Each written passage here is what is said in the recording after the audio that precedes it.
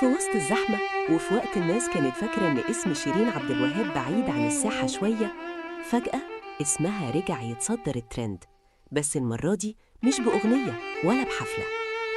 القصة بدأت بكلمة قلق كتبها شادي شامل، وقال إن شيرين اتنقلت بالإسعاف، وكلمة بسيطة كانت كفاية تشغل بال ناس كتير.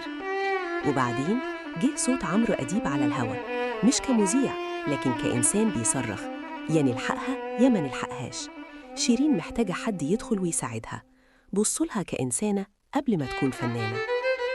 الكلام لمس قلوب كتير والدنيا اتحركت، أولهم أشرف زكي نقيب المهن التمثيلية، اللي راح لها بنفسه وقعد معاها وحاول يخرجها من عزلتها، بس قال إن مزاجها كان تعبان وإنها رفضت تخرج.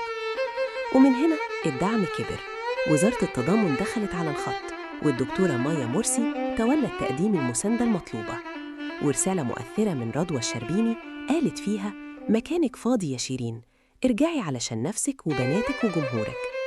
وأحمد سعد ما اكتفاش بكلام، راح لها البيت زيارة صاحب لصاحبته، إنسان لإنسانة. مصادر قالت إن شيرين بتمر بوعكة صحية صعبة، التهاب رئوي حاد، وأزمة نفسية خلتها تسافر سويسرا للعلاج. رحلة مكلفة ومتعبة، لكنها ما جابتش النتيجة اللي كانت متمنياها.